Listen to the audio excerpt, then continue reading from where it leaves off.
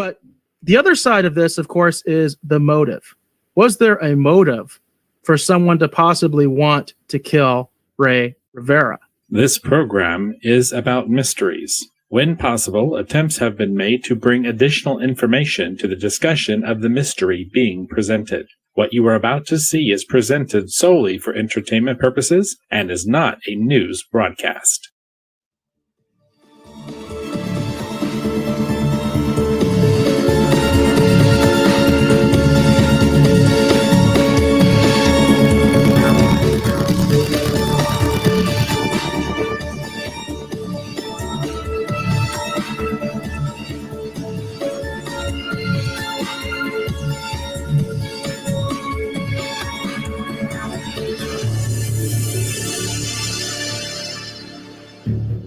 I want to welcome you to the second episode of the Retro Rogues Live Mysteries. My name is Dave Beatty. I am one of your hosts. For nearly the last 30 years, I've been a professional illustrator and graphic designer. Worked on a lot of fun things that some people have heard of, such things as Batman Incorporated, Grifter, and Flashpoint Wonder Woman. But I've always had an interest in mysteries. I want to welcome my co-host. This is Mr. Eric Alexander. Eric, please tell the folks a little bit about your background. Yes, my name is Eric Alexander. I also go by Bass God on all the interwebs. It's Bass God, not Bass God. That's Bass God like a bass guitar. And currently, I am the chief financial officer of a small production company located in Arizona called Bad Bob Productions. But back in another life, not too long ago, I was actually a police officer for 20 years and actually retired from there. So in this episode, we are talking about the episode Mystery on the Rooftop. So how did a man fall to his death from the roof of the Belvedere Hotel in Baltimore? Well, that's one of the things we're going to be discussing in this particular episode. But one of the things we do want to talk about is why we chose to cover this particular episode here for the Retro Rogues Live Mysteries. So for me personally, being a creative professional, I think over the course of your career, things don't always go as planned, and you're constantly having to try and reinvent yourself. Sometimes you may find yourself in a job that you're not particularly happy with, but you've got to pay the bills. You got to do the things you got to do, but hopefully you never lose sight of your dream and you continue to push forward into making that dream a reality. So for me, that's my kind of connection to this particular episode, is I understand the concept because Ray Rivera was wanting to be a screenwriter. And things didn't seem to be quite working out. So he took a side job that was only supposed to be a temporary thing. And then unfortunately we see, as we discussed in this episode, where things are going to lead. And I think that's kind of, for me, that's my connection, is the idea that I understand that concept. I understand, that when things don't work out and you just find yourself maybe sometimes trapped or an unfortunate circumstance of a job that maybe isn't something you necessarily love. So that's why I was interested to talk about this particular episode, is sort of connecting to it in that manner. Eric, why did you want to cover this particular episode for the Retro Rogues Live Mysteries? Well, first of all, I want to mention that I totally relate to what you're saying, Dave, 100%. And I definitely relate to Ray Rivera in that way as well. Someone who, I was, as I said earlier, I was in law enforcement for 20 years. All the while, I was doing other things. I was in a band. That's where the Bass God moniker comes from, because I used to be in a band while I was a police officer. I was pursuing comics. That's how we met, because I was actually self-publishing comics at one time while I was a police officer. So I definitely understand that aspect of it as well and relate to it. But we talked about this actually off the air a little bit. One of the things that really grabbed me about this particular mystery is the physics. And and it's one of the things that the episode didn't really address very well. And that for me is, I know when I'm a little bit out of my depth. I think I even talked to you about, off the air, that if I had been the one, the lead investigator on this, and I was never a detective, I was a patrol officer, but I was involved in numerous homicide investigations, numerous death investigations, numerous suicide investigations. So I do have some experience there. But one of the things that I really would have been interested in is how the investigators address that. Like if they looked at the idea of, okay, would, for instance, a body achieve terminal velocity from the height that they suspect that he fell from and cause that kind of an impact on the area of the roof that he hit that would cause him to actually fall through it. All those kinds of things are like basically questions you would have to ask like a physicist or an engineer, right? It's not necessarily something that a police officer or a detective would know right off of their head, because it's kind of an unusual thing.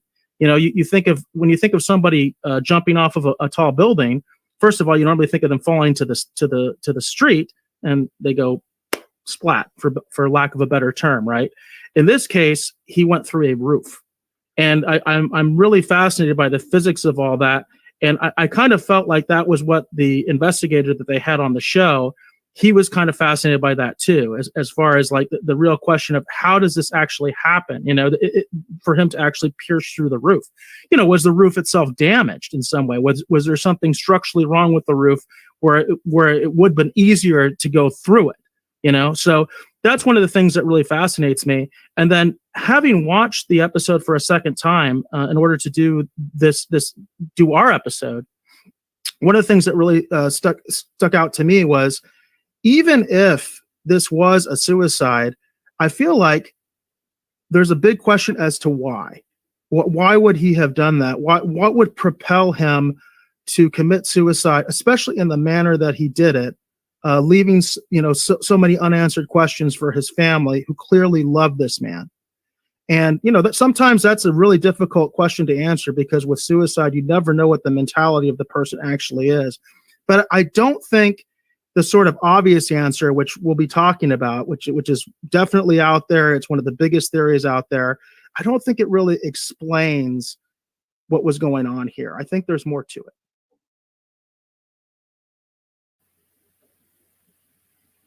So in this episode, again, we are talking about Mystery on the Rooftop. This is the death of Ray Rivera. So this is kind of information I'm going to kind of use to kind of help frame our conversation a little bit. I'm getting actually these actual details actually from the unsolved.com website. So if you're watching this episode, you want to follow along, you can go there and see the same information. Or if you want to go there and check it out later, you can do that as well. But basically it just says newlywed Ray Rivera disappears while his wife Allison is on a business trip. That's kind of the high point of this. In May 2006, Ray and Allison Rivera have been married for 6 months and have been living in Baltimore for 18 months after relocating from Los Angeles, where Ray was offered a job. Now they're making plans to move back to California. And then 6 days later, Ray's car is found in the parking lot next to the Belvedere Hotel. So this episode actually starts off by kind of giving this the high point, kind of what they've done here on the website. But then they spend a lot of time kind of showing the two of them connecting. We learn a little bit more about them kind of as a couple and how much they love each other. They spend a lot of time about, kind of meeting some of, Ray's family beyond his wife. His mother, his brother.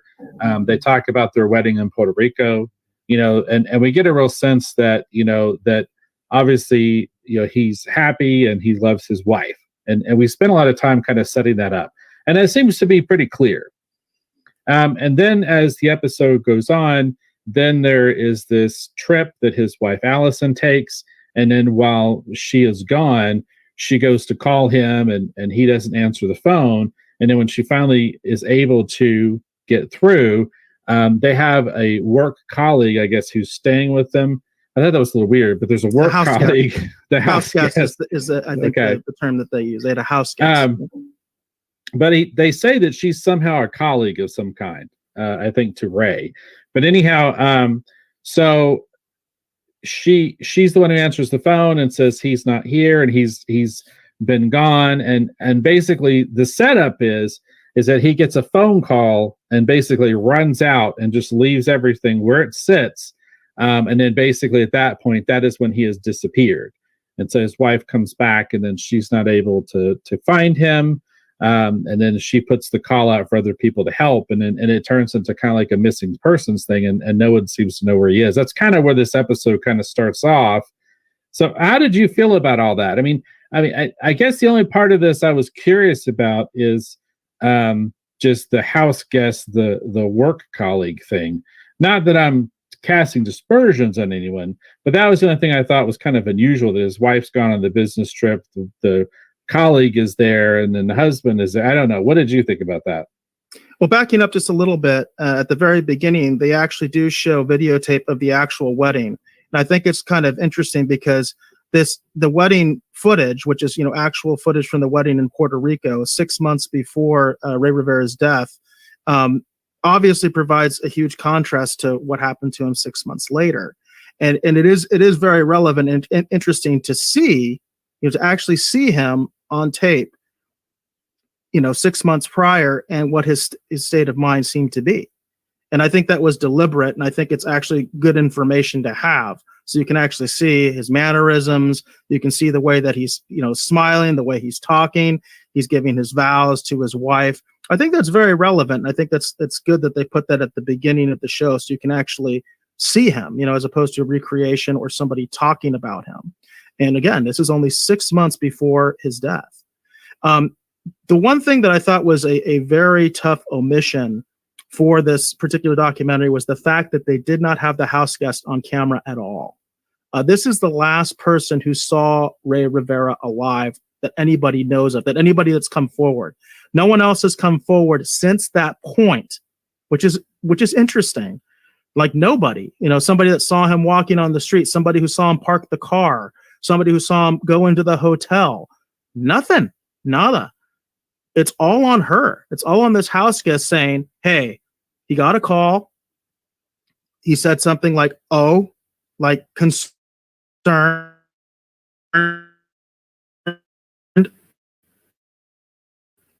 And ran out, that he ran out like he was late for an appointment or something like that. That's the way that it's very much characterized.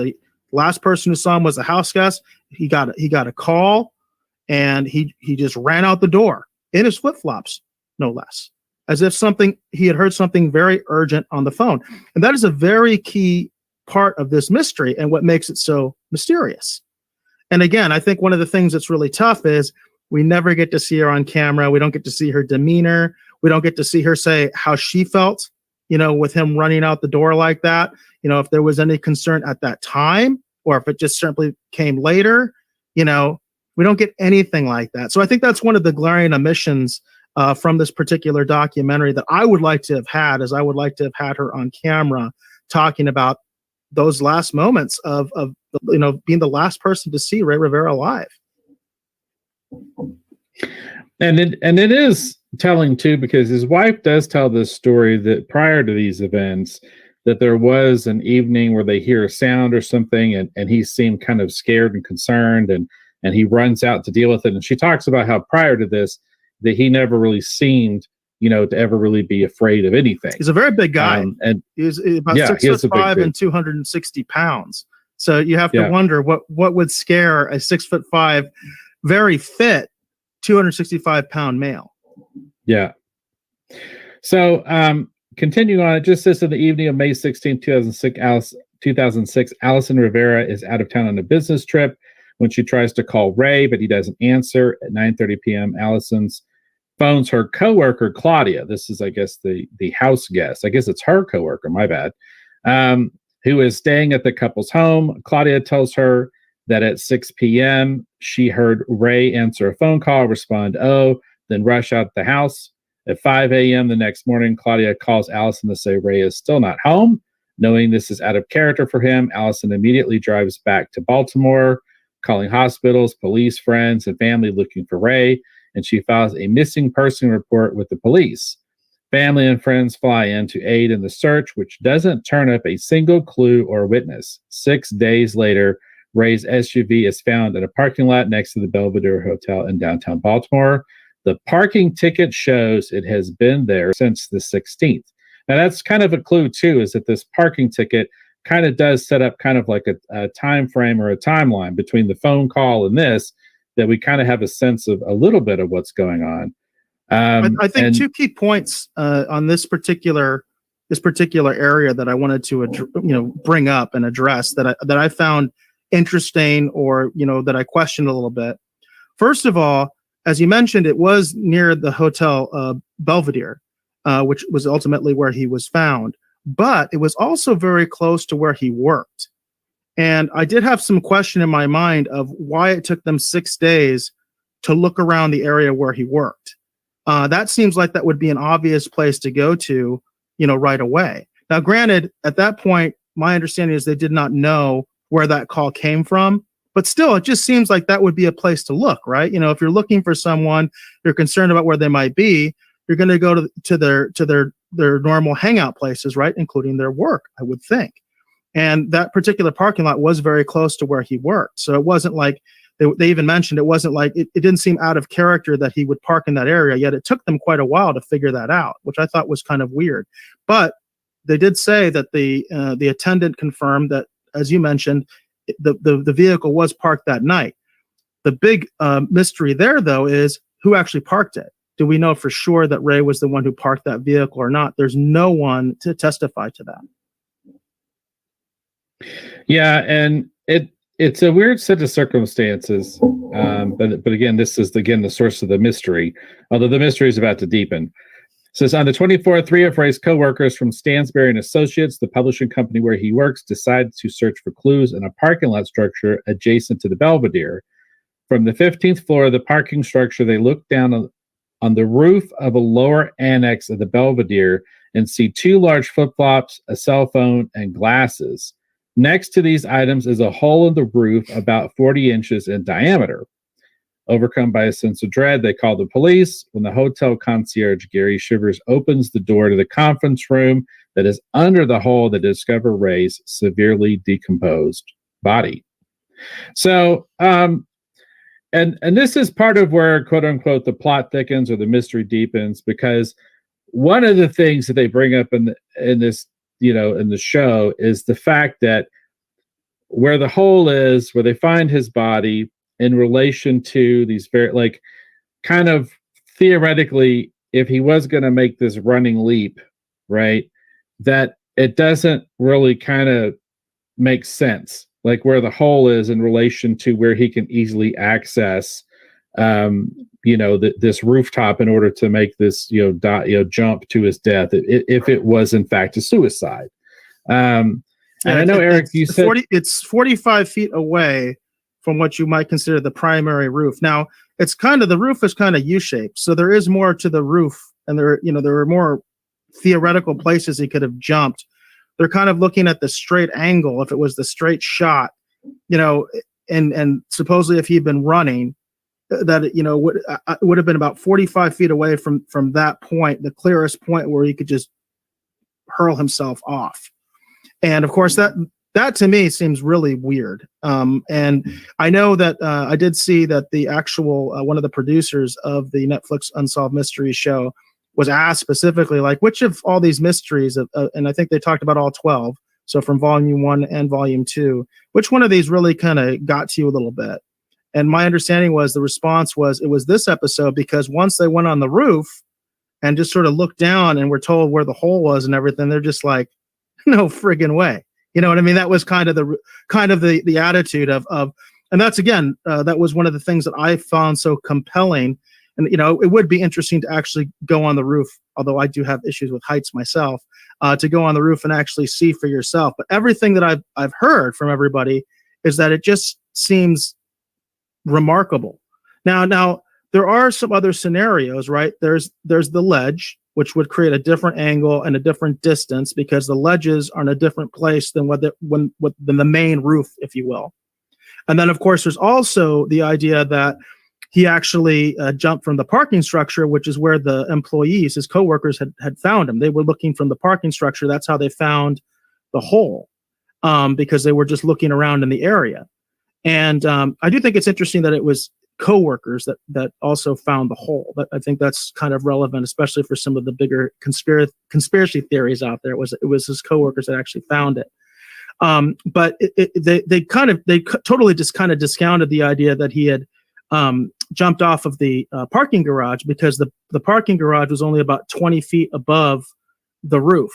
And it just seemed completely implausible that he would have gone through the roof just falling from 20 feet. In fact, the investigator, the homicide detective that they had on this episode, said that a 20-foot fall is survivable, much less actually plowing through the roof. And again, that goes back to my thing about the whole thing about terminal velocity, his weight in terms of the amount of force that he would have been coming at if he had jumped, say, 20 feet versus jumped, 12 stories. That because it's like a 13-story building, but where he impacted was on the second story because it was like a separate roof. Yeah, and unlike the episode that we covered, previously, this is the one that for me, that I don't immediately have a sound theory, because unlike the last episode that we covered, the lady in the lake, this one to me, is the one where I'm going, okay, maybe there is some foul play here. Maybe there is more to this story, because this is the one where we see the body in relation to the hole, in relation to the different access points, because they do talk about that there are better places from the Belvedere where this hole and all this other stuff would kind of make sense. And they do talk about the ledge, but they also discuss the fact that accessing the ledge from that point is incredibly difficult, because there's people that live in these, the hotel has sort of like, where they call them condos or condominiums or something like. There's people that live there like year round. Correct. It's not, it's been converted to a condominium. Yeah. Right. So it's not like it's really easy for him to just access one of these rooms. And then when they show you like the windows and the different things that's happening with the ledge, you begin to realize how incredibly difficult this would be, just even to get out on that ledge. You definitely have to have the intent of ending your life in order to get to that ledge, because it would take a lot of effort to get there. It's not, when I think of, when you hear stories of people who have unfortunately committed suicide, there is sort of this element of convenience, right? And that's part of, what aids in the unfortunate occurrence, is because it's easy, not easy, that's not the right term, but you know what I mean? It's just convenient is the best word I can come up with. Right. It's like, it's an easy vantage point to make that jump. It's an easy vantage point for this, So when you look at the set of circumstances, it fits. But when you look at the points at which he would have needed to basically come from in order to create that hole, right, and end his life in the manner in which, if it was a suicide, it seems highly unlikely. And that's why this particular episode, for me, makes me tend to think, well, there must have been something else going on, that would make more sense, for where his body was found. And then I'm not immediately convinced that he took his own life and he jumped. I mean, I'm almost of the opinion that, that maybe he was, that's just where his body was deposited, for lack of a better way to put it. I mean, what do you think? I mean, do you think that there is enough evidence and clues and things that would lead you to a similar supposition, or do you think I'm just grasping at straws? No, again, I think it's one of those things where the actual physics and the engineering of the structure, all those kinds of things become so relevant, and I'm definitely out of my depth when it comes to addressing those concerns. Now, I have heard in my research that the police did attempt in some way to recreate the fall, but I don't know what they did exactly. I don't know if they threw a dummy or how they tried to recreate this, because the scenario they're really talking about is that Ray actually got like a running start and then just like hurled himself like Superman, you know what I mean, through the air 45 feet to land through this roof. And it just seems so bizarre to me that's even possible. Now, granted, we don't know. There's no witness that says, hey, I saw the body falling. It was falling this way, whether it was head first, feet first, whether it was sort of a free fall situation. There's nobody to tell us, or if he fell backwards. All those different directions would matter, right? In that particular scenario. And there's very little to indicate one way or another. And so that makes it more difficult to figure this whole thing out, and it does put a lot of questions. But the biggest red flag to me is when the homicide detective, who's now retired, basically talks about how finding the sandals and the glasses and the cell phone on the roof, not through the hole with Ray, but on the roof. He mentions that this looked staged to him. I mean, that's kind of chilling when you hear that from a seasoned homicide detective. For context, Baltimore is generally in the top 5 per capita homicide rate in the country. Okay, as far as U.S. cities go, and probably one of the top in the world because we tend to be up there, compared to other countries as well. And so, homicide detectives in Baltimore are very seasoned. They have a large caseload. They've seen a lot. And for him to kind of bring up that concern and say that's what it looked like to him, to me, that's a major red flag. And that's kind of perked my interest that he's saying, this looks staged to me. This doesn't look like this stuff just fell off of him conveniently before he went through the hole, and they just happened to land like right next to the hole. It doesn't seem right. It doesn't seem, again, that's another like physics question of like, how is that even possible? I know there's weird things that happen. I've seen, even just on documentaries and newscasts. I mean, there are weird things that happen even in a plane crash. You'll be surprised what survives and how intact things sometimes are. But then again, you also see it where it's just completely disintegrated, right? There's also, that scenario as well. But that also talks about what height was he actually at. And I think that's something that's so hard to really determine is how high up he was. One theory that was not presented in the actual Netflix episode, but apparently was filmed. In other words, they talked about it. My understanding is even the detective talked about this theory, but it was like a deleted scene and they took it out. There was also the theory that he was actually dropped from a helicopter. Had you heard that one, Dave? Yeah, I'd heard that one before because that was when we were having our discussions actually about the concept of doing the Retro Rogues Live mystery shows. And I had been talking to you about, these various things and how interesting I thought they were and that this would be an interesting thing for us to talk about, as a show topic. Because initially we started off just doing this being a couple of episodes of our regular show, and now it's turned into a spinoff show. We had discussed that because I'd heard that as well. And it would kind of make sense. The helicopter thing to me makes more sense than just about anything else, even though the helicopter thing sounds like something you'd see in a movie. Correct. And along your lines, I was going to read this from the unsolved.com website. They do have a bit where they talk about homicide detective Mike Baer is first on the scene. And when he sees Ray's belongings on the roof, his gut instinct tells him the scene looks staged. Ray's cell phone is still working. How's that possible? And his glasses are unscratched after falling 13 floors. And no one can understand exactly what part of the roof Ray would have had to jump from to land where he did. Another troubling aspect to the case, no one at the hotel remembers seeing the 6'5" man anywhere in the hotel the evening of May the 16th. And would have been extremely difficult for Ray to find his way to the roof anyway. It is a strange set of circumstances, and here's the other thing too. If this man was capable of taking a running leap and making it 45 feet, I'm pretty sure that'd be a new Olympic record. And besides playing water polo, he'd also have a gold medal for the long jump, wouldn't you think? Yeah, I kind of thought that myself.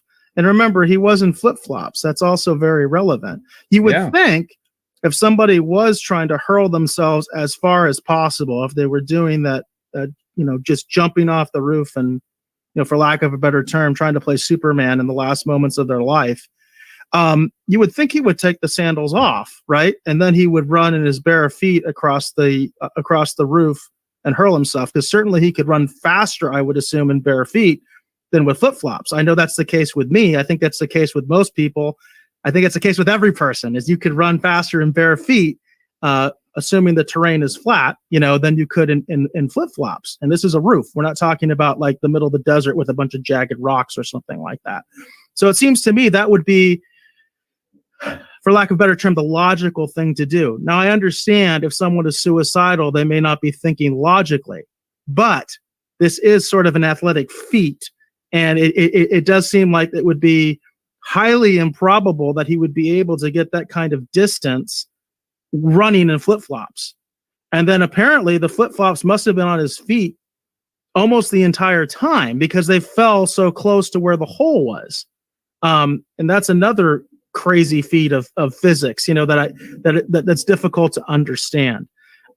Also interesting, like one of the sandals was like pristine, while the other one apparently had one of the straps broken. Which if the strap had broken while he was running, which is the most likely scenario, right? Because they did not go through the hole with them. So you can't say the hole did anything to the feet, to the sandals, right? The most likely thing, if the strap broke, that'd be consistent with him running, right? And you broke the strap. Well, then the sandals should be on the roof, right? That's the way my mind thinks. I don't see another scenario. And his wife was emphasizing that. It's like, how did this happen? And then for the sandal to be where it was, it just seems to defy any logical explanation. Another possible theory is to talk about how outlandish this whole thing with the 45 feet thing is that I was trying to think of, okay, under what scenario could he have catapulted or been catapulted, 45 feet? And unfortunately, that's what I came up with, like an actual catapult, right? But that's stupid, right? That's super outlandish. And then I started thinking, it's like, well, what if someone hit him with a car? But it's like, but then when you look at the parking structure, that doesn't make sense. Like even if he was hit with a car, right, at a high speed and was sent hurling, right, that still doesn't work. And that's the thing. And then you come back and you start thinking about, well, the helicopter theory works, but then for the love of God, why in the world was he in a helicopter, right? Like, and that's the thing. That's what you talk about, Eric. That's the question. Motive, right? Because it's interesting. But we're talking more about method here than we are motive. Well, no, right now, we're really talking about method. Like, how physically did this happen? Right. But see, that's what I'm talking about, because then you start as opposed really to why it to happened. We're talking about like, how the heck did this happen? Right. But that's what I'm saying. That's where I find myself going, okay, well, the only thing where we could start attaching these outlandish theories, right, about how he was sent hurling off of this roof, or how he was sent hurling to his death, because I don't believe it's a suicide. At least my personal opinion. Okay. If he was in fact murdered or hurled to his death or whatever, right, we need to start looking at the motive, because the helicopter theory only works if we're talking about a lot of money, or like there's got to be some reason, right? Like that someone would want to drop him from a helicopter if the helicopter theory turns out to be plausible, right? Now, I did want to mention my understanding of the reason that they deleted that footage, which was recorded. My understanding is they have the detective talking about the specific theory. The reason it didn't make it on the show is because apparently they were not able to find any traffic control records to confirm that there was a helicopter in the area at that time. But there's an asterisk for this, because there's many accounts that say there's tons of helicopter traffic in downtown Baltimore all the time. There's a large number of hospitals.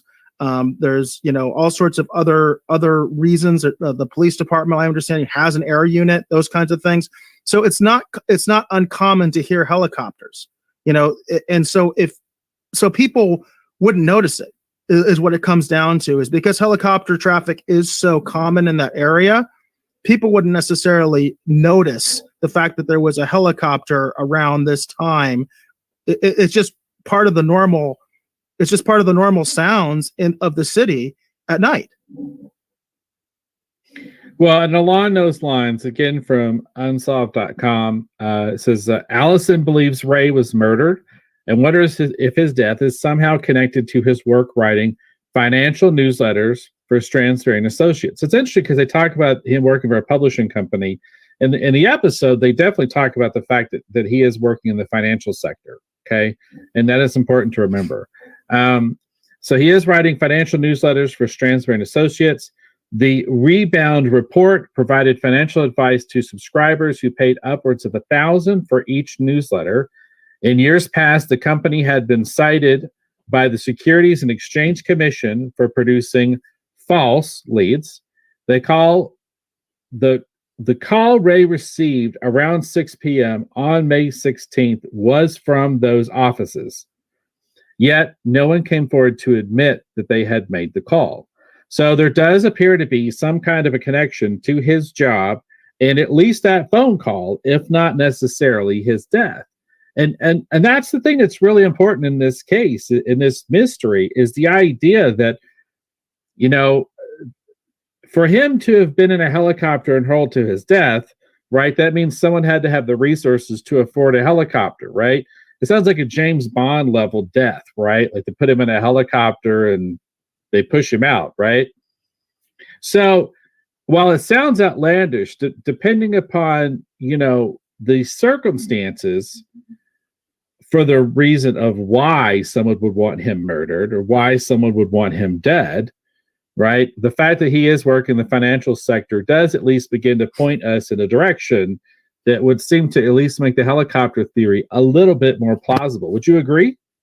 Yes, absolutely. And there's also another aspect of this, which is that apparently Porter Stansbury, who was purported to be Ray's best friend, and he was the owner of Stansbury and Associates, apparently he had actually attended Ray's wedding in Puerto Rico via a private helicopter.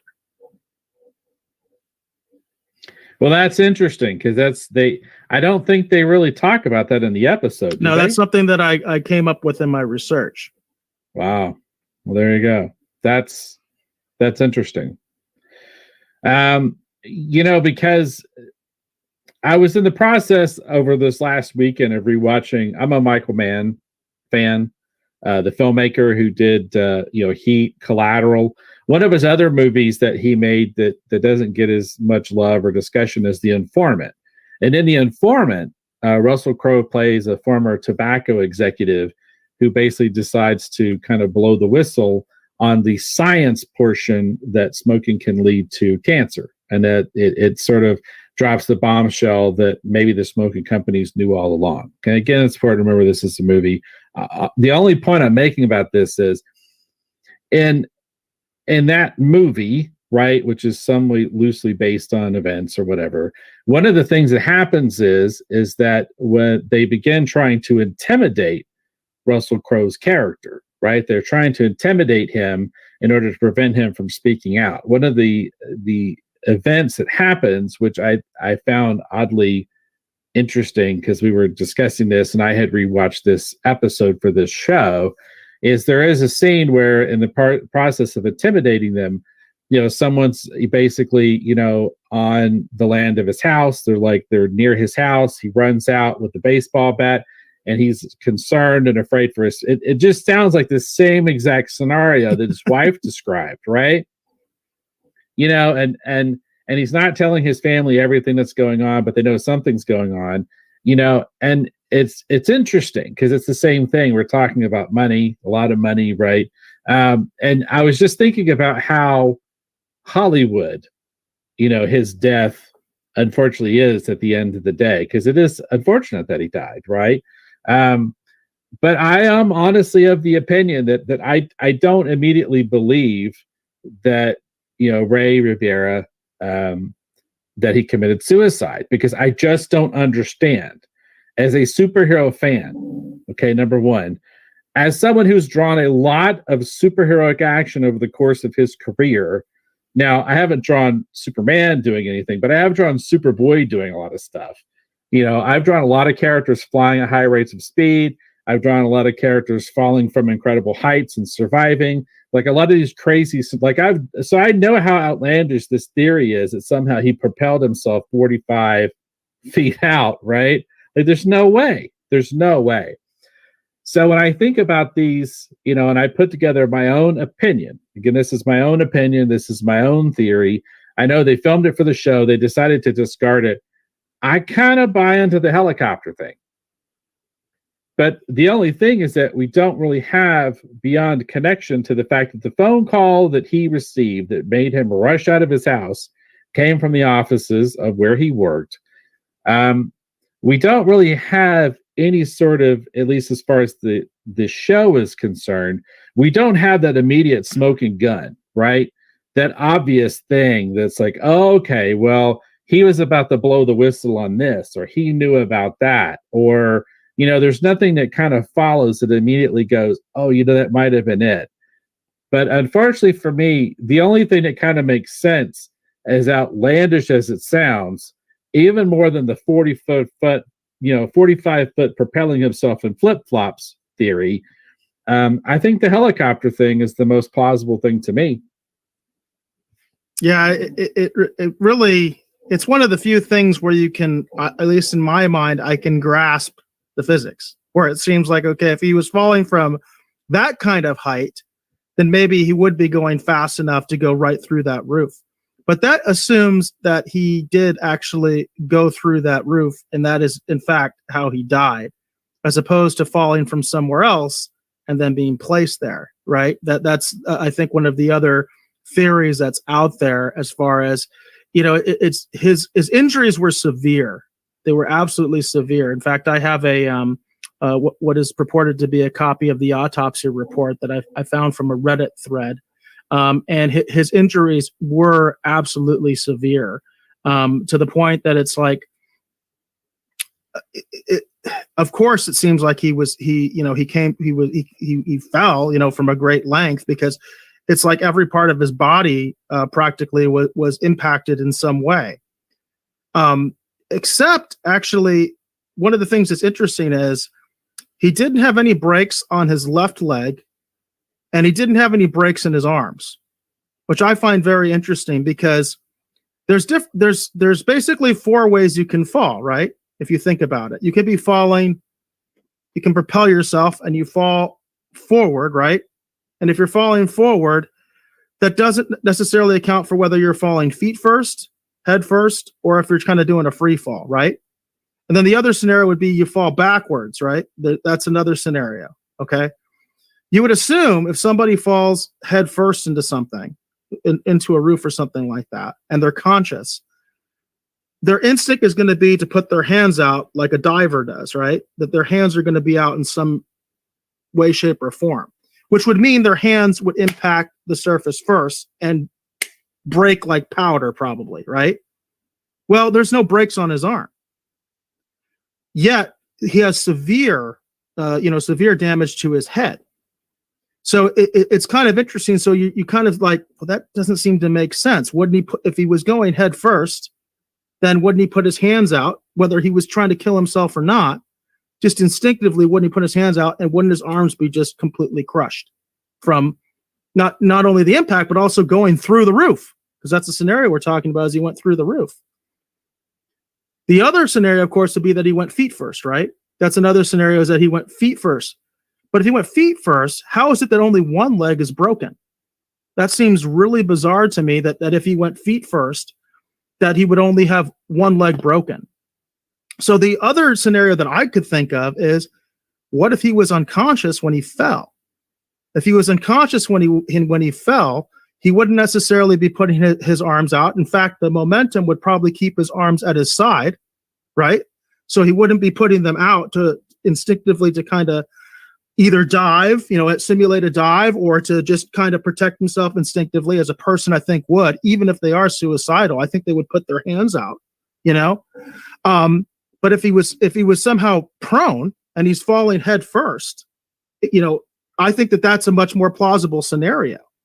And I thought it was interesting that that's not really addressed in the autopsy report, the fact that there are no injuries to his arm and the fact that only one of his legs is injured. I do remember his wife talking about how, in private, the medical examiner said the shin injuries don't seem to be consistent, with a fall. And that's all she said. And in the autopsy report, they don't specifically say that, but there's this notation. There's a notation of the injuries. And there are no injuries to the left leg. And there are no injuries to the arms, other than abrasions, lacerations, the kind of things that you assume would happen when kind of like road rash, cuts, that kind of stuff. But there's no breaks. There's no break in either arm, and there's no breaks in the left leg. So those two scenarios just don't seem to fit quite right as far as whether he went head first or feet first, unless in my mind, he was already unconscious when he fell from wherever he fell. Well, and it's interesting. I know from being a former martial arts instructor, the martial arts that I did involved a lot of learning how to take a fall. I did Aikido, Aikido-Jujitsu, and actually just Jujitsu. And in the process of those martial arts, one of the hardest things to teach people, especially in the beginning, is to not catch themselves. Everyone has this intent, this just automatic response. One of the most important ways to protect yourself from injury is learning not to try and catch yourself. That's one of the most important things you can learn, right? So what you learn and what we have to teach people is we have to teach them to use their arms to protect themselves, but not catch themselves, because you can't really stop the force when you're in a fall. The most you can do is protect yourself, right? And try to take that force or that energy and disperse it in such a way in order to prevent from breaking bones, right? Correct, yeah. So I understand this basic concept from having taught martial arts so many years. And that's one of the things. And then when you look at his background, he was a water polo player, right? So obviously he knows how to dive, he knows how to swim. So the fact that it's weird, because when I think about the interest that he has, it's like, again, talking about how ridiculous some of this stuff seems at times. It's like, okay, well, if he only had the one leg had the brakes and everything else is fine. It's like, so did he jump off the top of the building and do a cannonball? Like, because if you do a cannonball jump, right, like a cannonball dive, you have that one leg that obviously takes all the force, and then the rest of your body is kind of tucked and pulled in, right? Well, that's ridiculous. Under no circumstances, I think, would anyone do that. So we end up coming back again to this same basic, idea again of the helicopter thing. I think the helicopter thing is the thing that makes the most sense. And it would make sense, too, if you're being flung from a helicopter, that you would be conscious at the time. Because if you were conscious, you would think, well, there's two scenarios when I think of. Like, the first one is, if he is conscious when he's being pushed out of a helicopter or thrown from a helicopter, maybe he is thinking, okay, what can I do to try and collapse my body in to hopefully survive this impact I'm about to have, right? Most people, I think, would know I'm not going to be walking away from this, but maybe he's thinking maybe there's a scenario in which I survive, right? So maybe that might explain why some of the limbs are not out and exposed and he's not trying to catch himself.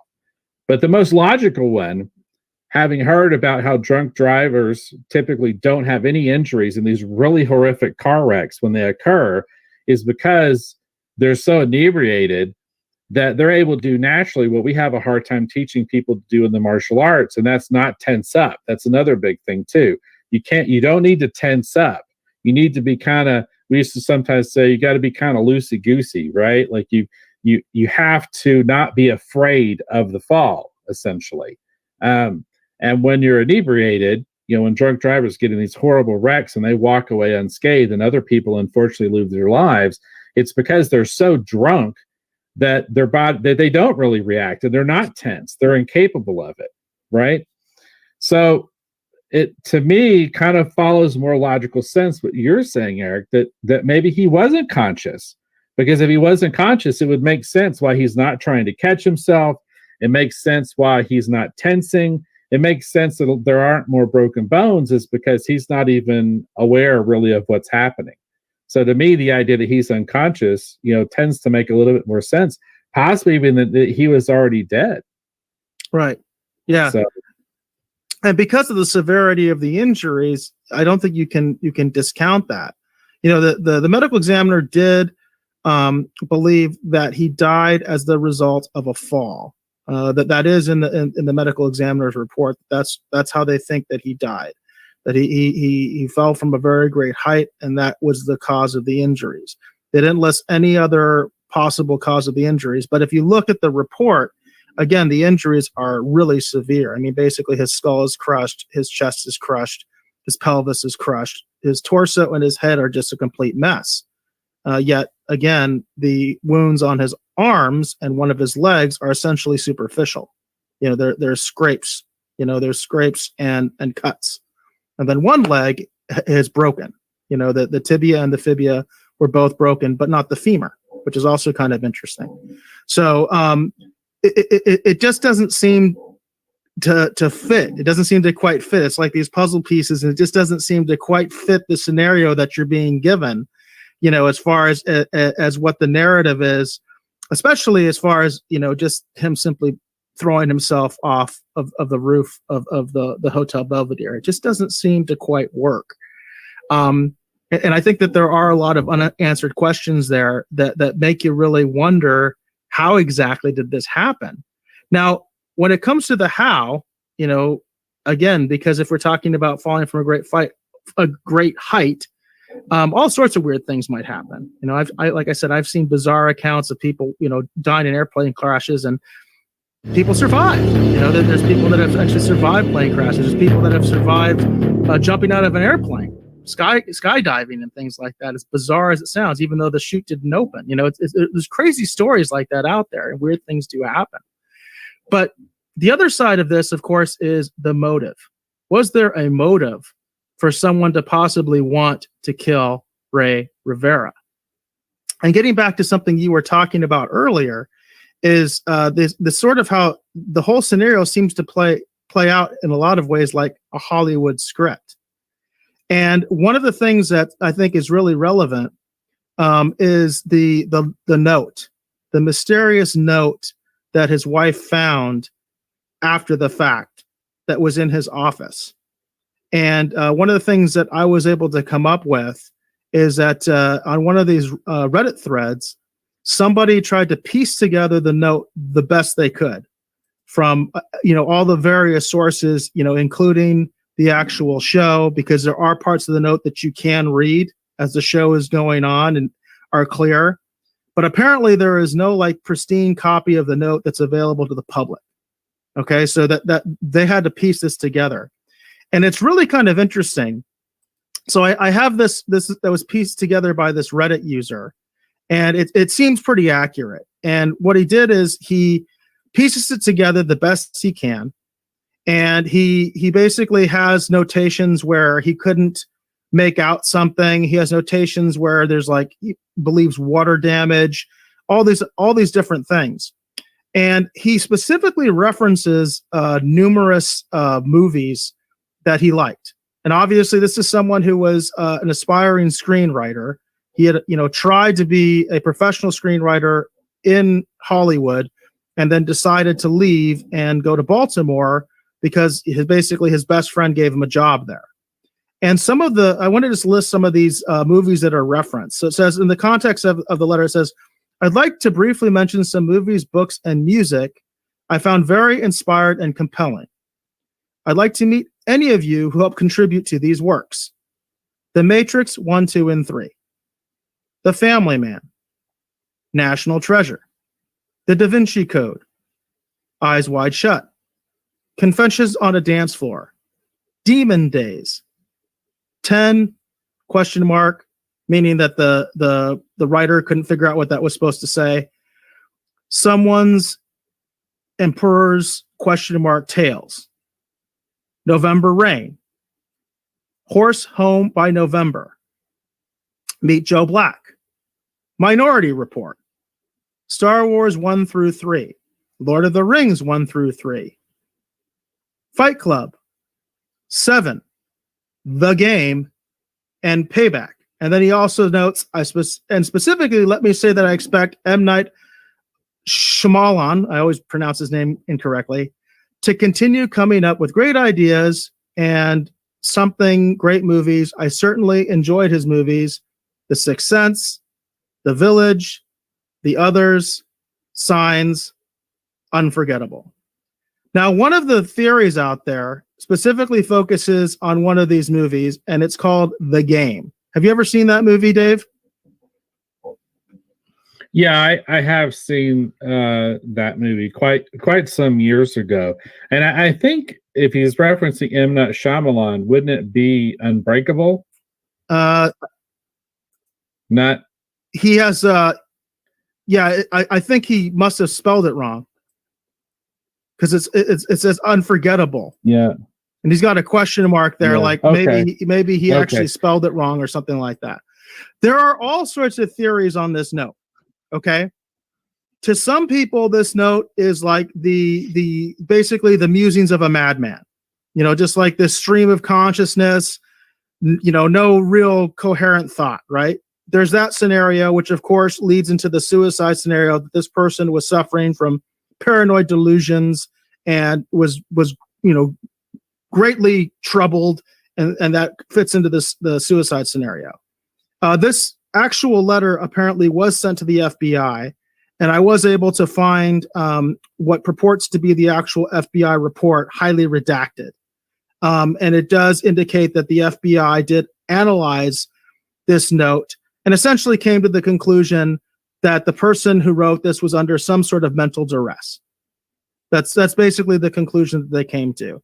They don't they don't specifically say it's a suicide note, but they basically say it seems like the person who wrote this was under some sort of some sort of delusional psychological influence.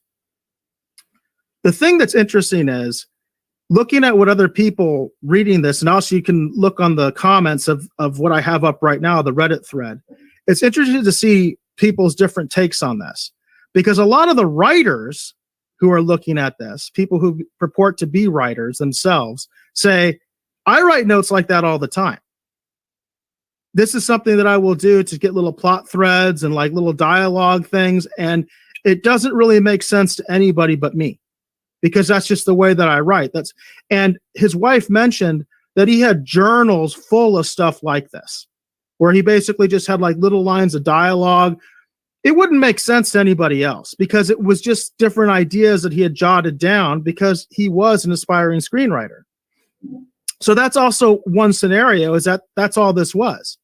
But the other scenario, of course, is that some people think that this was some sort of a code, that there was something in this that basically you're supposed to read this a different way than the actual literal way of reading it.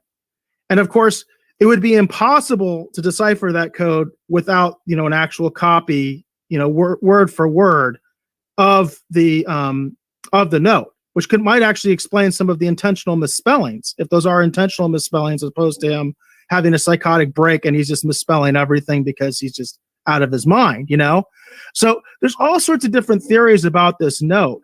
But one of the most interesting ones involves The Game, specifically that movie, The Game. Now, I haven't seen it, but I have read the theory and how they tie this in all together. Apparently, The Game is a movie where this person is basically being kind of pushed to the brink to kind of get a better perspective on their life, so they'll have a better appreciation of their life. Okay? Which does seem to fit into that kind of narrative of Ray Rivera maybe being somewhat troubled and all that kind of a thing, that he was somehow felt like he was having to examine his life, right? Because of the situation that he was in as a quote unquote failed writer. That's the scenario that we're kind of talking about here. As a failed screenwriter anyway, because he actually was a writer for this financial firm. He was writing for them professionally. And he was also doing their videos. He was also doing that. He was basically producing like video content, training content, things like that. So the scenario that they're kind of saying is, in the movie, the idea, I guess, is that this person is being pushed and pushed and pushed in sort of the hope that they're going to re-examine their life, realize, the value of their life. But what ends up happening is the main character actually jumps off a roof and into a glass roof, and kills himself. And what they note is that area where he supposedly fell, there are two large glass areas where possibly he could have been aiming for, and he just didn't hit it because obviously, depending on where he was jumping from, you just never know. You don't know where you're going to hit. We mentioned about the fact that it does seem like an incredible athletic feat to even get where he got, much less trying to pinpoint a specific spot that he was aiming for. So there's this whole scenario that involves the game, and it's really kind of bizarre. It's really kind of interesting.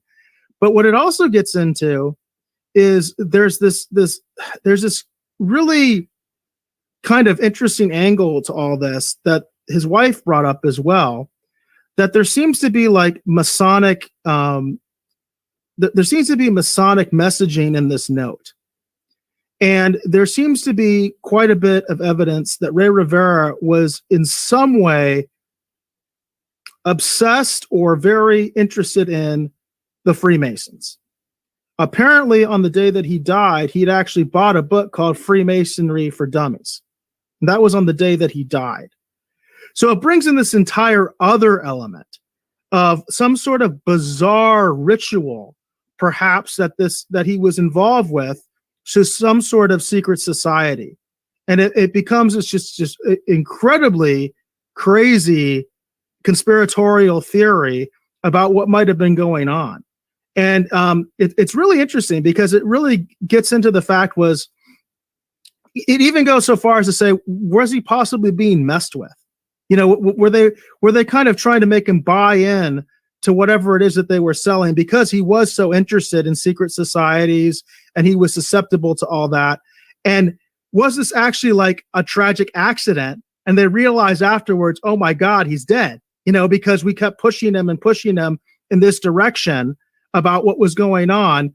And one person even went so far as to say that they thought this actual letter was notes for an acceptance speech joining the Freemasons or some other secret society, because he makes all sorts of references to basically like councils and all sorts of strange language in here, where basically he's talking about these different people that have contributed to all these new advancements in technology and all these different advancements in humanity. And it's a really, really strange letter. And there's all sorts of theories about its relevance. And honestly, it's very hard to figure it out, especially because we honestly don't have a perfect copy of the letter that's been publicly released. The best I could get was what this Reddit guy did to kind of piece it together. Well, that's interesting. The Freemasons have been associated with all kinds of different things. I mean, there's just theories that, the Freemasons were even somehow, connected to, Jack the Ripper going all the way back. There's just all these different ideas about these secret societies, and the role that they play, right? Kind of behind the scenes, the Illuminati idea, right? Yes. Well, it's interesting. It's an interesting theory. I think for me, I'm kind of more on the side of, more of the whistleblower concept, again, just my own personal theory, that he might have known something or was about to divulge something and that he was thrown from a helicopter. It is awfully theatric, though, any one of these theories. It's a very theatric way, for someone's life to end, irregardless. But this is interesting. It's all interesting. And it all goes back to the concept of motive and the more important question of why, right? It's almost as important as how, because the how doesn't make any sense. So you hope the why will help answer the how. But unfortunately, the why is almost in some context, in some manner, as outlandish as the how, so you find yourself back at that same basic point again. I'm honestly of the opinion that somehow that foul play was involved. So, whether it's Illuminati or he knew something that, so they didn't want anyone else to know, so they, he was, thrown or pushed out of a helicopter. I could kind of see that, I understand the connection to the game and this idea of how this one character died, but it's still where he's found. There's still a lot of unanswered questions about, again, how you get there, right? Like, and that's the only part that doesn't make me buy the idea that, again, that this was a suicide and this was intentional. I don't immediately see anything in his life that to me thinks it would be suicide versus, the Lady in the Lake episode. That to me, I could see that being accidental, with maybe a suicidal thought or a suicidal, tendency. This not so much. This to me feels and seems more like foul play. But again, that's just my opinion. So do you have anything else that you want to bring to light here, or are we pretty good? Well, I do want to emphasize again this letter and the sort of bizarre nature of it, and the fact that it was hidden in his room, and it seems to have some sort of relevancy, and it seems like it was something that he meant to be found in the event possibly of his death. That's the only thing that I can say. It doesn't seem necessarily like a suicide note. And I know that there are people that say that this is simply the ramblings of a madman who was suicidal. I don't get anything suicidal from the note. You could say that maybe it's delusional, but you don't know exactly what the context of the note is. So I will present a scenario that I think is possible.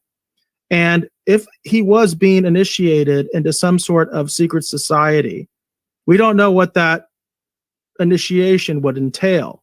There are all sorts of stories of sororities and fraternities that do bizarre initiations, and these are not like secret societies per se. These are like sororities and fraternities, and they do these crazy stunts, and people have died doing them.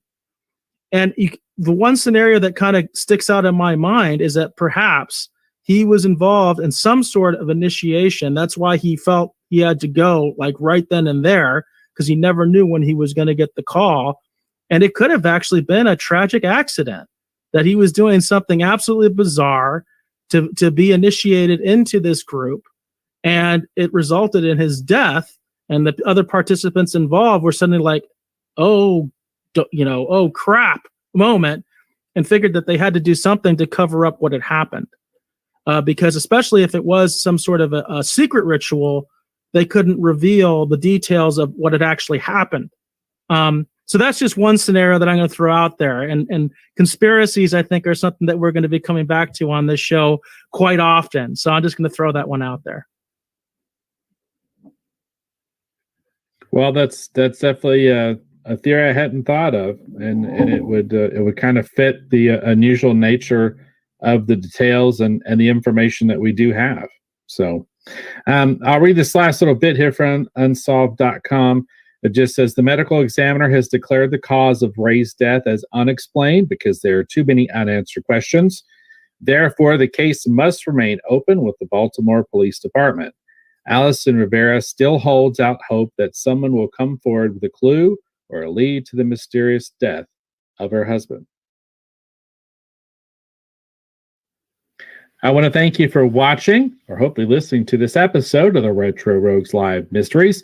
Again, my name is Dave Beatty, and I have been one of your hosts. I also want to thank Eric Alexander, my great co-host, for providing his unique perspective and theories into the particular details of this unusual unsolved mystery. So, Eric, why don't you tell the folks hopefully watching, listening at home, where they can learn more about you on the interwebs? Well, I'm most active on Twitter, and my DMs are always open there. It is at BassGod14, at BASSGOD14. That is also my Twitch account. That's also my YouTube account. And also, it's my brand new Parler account. So if you're active on there, you can also reach me through there.